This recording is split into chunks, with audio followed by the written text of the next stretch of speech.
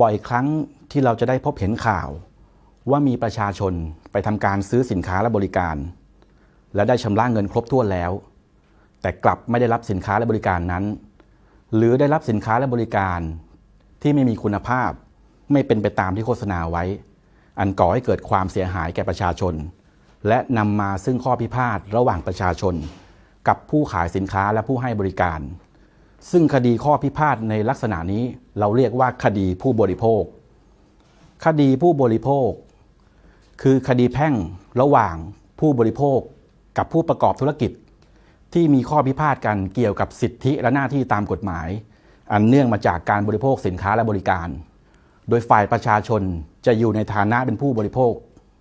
ส่วนฝ่ายผู้ขายสินค้าและผู้ให้บริการจะอยู่ในฐานะของผู้ประกอบธุรกิจหากปรากฏข้อเท็จจริงว่าผู้ประกอบธุรกิจ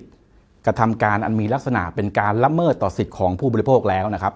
กรณีนี้ผู้บริโภคย่อมมีสิทธิ์ที่จะฟ้องเรียกค่าเสียหายเป็นคดีผู้บริโภคได้ครับสำหรับวิธีการฟ้องคดีผู้บริโภคเราจะแบ่งออกเป็น2วิธีใหญ่ๆนะครับวิธีแรกคือตัวผู้บริโภคที่ได้รับความเสียหายไปดำเนินการยื่นฟ้องคดีต่อศาลโดยตรงกับวิธีที่2คือเป็นการดำเนินคดีโดยผ่านพนักงานอัยการ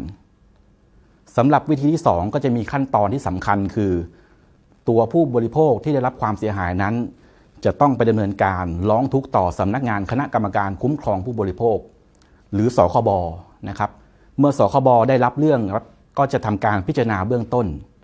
หากเห็นว่ามีมูลสคบจะเชิญคู่กรณีทั้ง2ฝ่ายมาทำการเจรจาไกล่เกลี่ยเพื่อระงับข้อพิพาท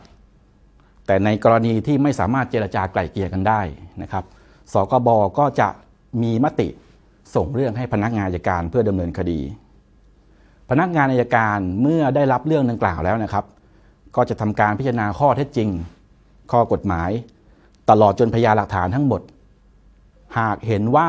มีครบถ้วนเพียงพอแล้วพนักงานอัยการก็จะดำเนินการยื่นฟ้องเป็นคดีผู้บริโภคต่อศาลรวมทั้งจะดำเนินกระบวนพิจารณาในชั้นศาลเช่นการว่าความสืบพยานจนกระทั่งศาลได้มีคำพิพากษารวมถึงการอุทธรณ์ฎีกาหรือแก้อุทธรณ์หรือแก้ฎีกาจนคดีถึงที่สุดครับ